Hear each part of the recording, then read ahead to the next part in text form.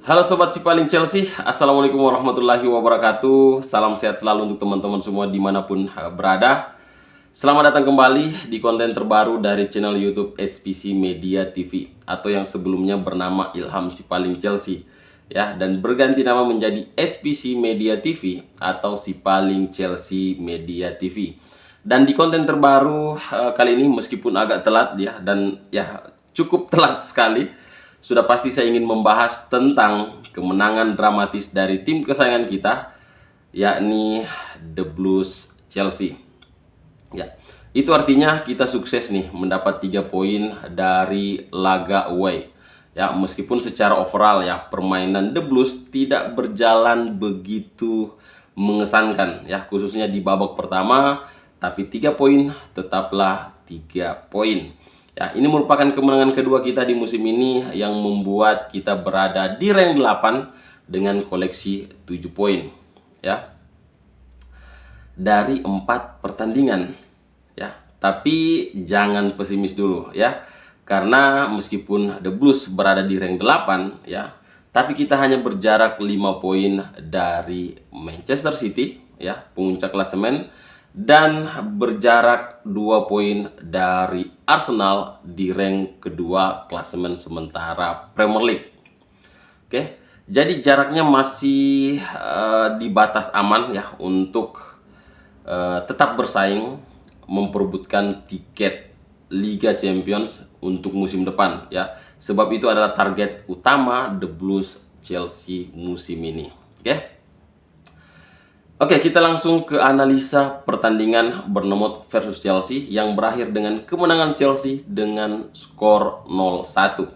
Ya, di match ini ya, masalah utama Chelsea adalah kesulitan menemukan ritme permainan di mana transisi positif ya dari bertahan ke menyerang ya, itu tidak berjalan seperti yang diinginkan oleh Enzo Maresca. Umpan-umpan selalu tidak sampai ke lini depan, dan menurut hemat saya ya, ada kekakuan di lini pertahanan kita ya. Mungkin ini disebabkan oleh pemilihan pemain yang mengisi pos ya, yang ditinggal oleh Reece James yang mengalami cedera, kemudian Malo Gusto yang mengalami cedera.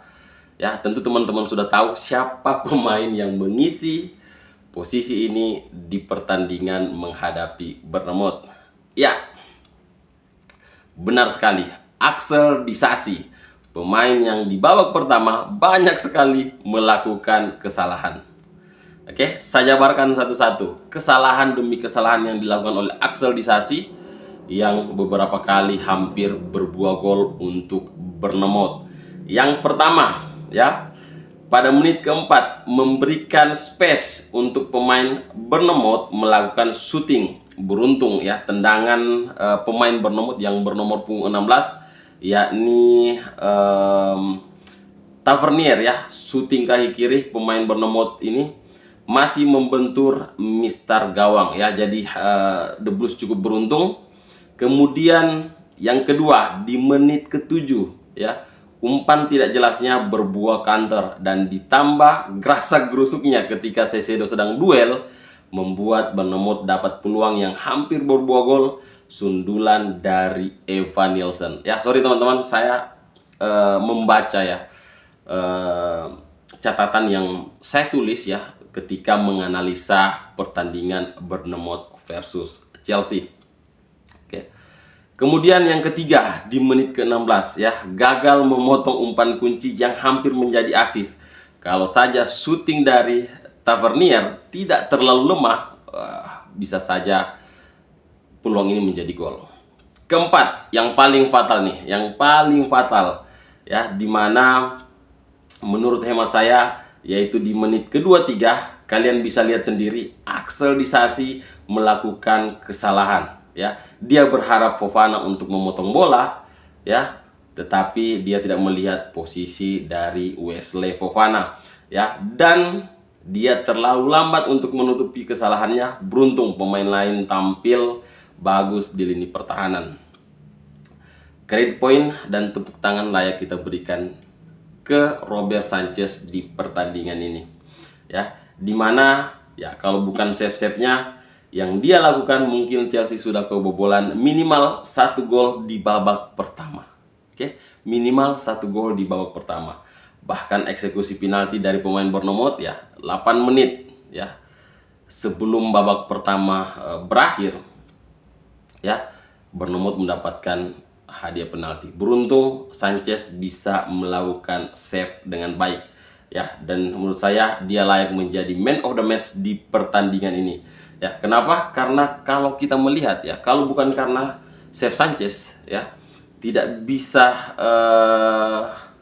menyelamatkan ya tendangan penalti yang dilakukan oleh Evan Nilsson, kemungkinan Chelsea pulang dengan tangan kosong atau 0 poin ya, alias kalah di pertandingan ini ya, karena pasti mental pemain Chelsea akan down ya.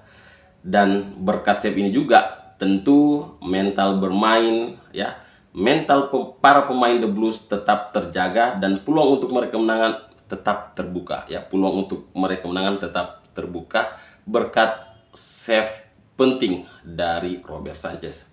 Sampai akhirnya Enzo Maresca sadar kalau Chelsea butuh pemain untuk bisa menekan balik ya Bournemouth di babak kedua, sehingga memasukkan Jadon Sancho sebagai jawaban. Tapi apakah masalah Chelsea sudah selesai dengan masuknya Jadon Sancho? Ya, tentu tidak ya. Kenapa ya? Karena masalah utama ya, yakni ada di dalam transisi positif dari bertahan ke menyerang, yang mana juga ya transisi ini tentu melibatkan lini pertahanan kita. Seperti yang saya bahas di awal video, Axel Disasi ya sering sekali melakukan kesalahan, baik itu ketika bertahan ataupun ketika melakukan build up serangan ya. Dan menurut saya Axel Disasi ya membuat Wesley Fofana dan Levi Colwill ini terisolasi di posisinya ya. Mereka ragu untuk maju, untuk mencoba melakukan atau ikut membangun serangan ya. Dan terbukti ya. Terbukti ketika Axel Disasi dikeluarkan, diganti dengan Tosin Adarabioyo ya, membuat permainan Chelsea lebih fluid ya, lebih cair ya, dimana build up serangan dari bawah itu lebih lebih teratur ya. Ditambah lagi dengan masuknya Felix serta Nkunku yang menambah daya gedor dari skuad The Blues ya, dan akhirnya Nkunku mampu mencetak satu-satunya gol di pertandingan ini yang membuat saya bertanya-tanya. Oke, mungkin teman-teman juga bertanya-tanya, kenapa Enzo Maresca tidak menjadikannya pemain utama? Padahal di awal musim ya, kalau kita melihat Christopher Nkunku selalu mendapatkan menit bermain ya. Hanya di laga terakhir Christopher Nkunku disimpan sepertinya karena ya tentu pengalaman di pramusim sebelumnya, ketika di pertandingan persahabatan terakhir Christopher Nkunku mengalami cedera ketika berhadapan dengan Borussia Dortmund. Oke. Dan menyinggung sedikit tentang debut Sancho di laga menghadapi Bournemouth ya. Menurut saya dia pemain yang luar biasa. Kita patut berterima kasih ke Manchester United ya, telah memberikan pemain berkualitas dengan harga murah ya, serta ya saya juga melihat kalau cara bermain Jadon Sancho mirip dengan Eden Hazard. Ada yang sama ya, melihat cara dribbling dari Jadon Sancho, cara dia membawa bola, cara dia memberikan umpan itu hampir mirip dengan Eden Hazard. Dan puncaknya tentu saja satu asisnya yang sukses dikonversi Nkunku menjadi gol. Dan cantik sekali ya cara Nkunku mencari celah dan melepaskan syuting dari jarak dekat.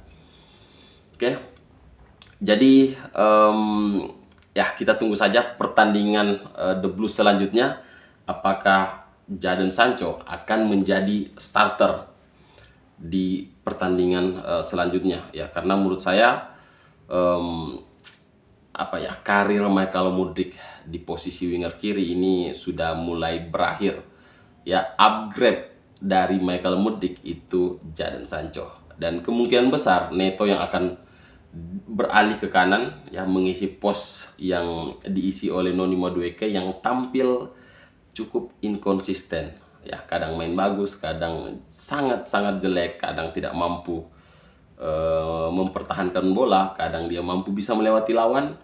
Ya, tapi beberapa pertandingan terakhir ya terlihat Noni Madueke sepertinya kehilangan kepercayaan diri. Oke teman-teman, terima kasih sudah menonton video ini sampai akhir. Dan jangan lupa untuk mendukung channel ini, ya.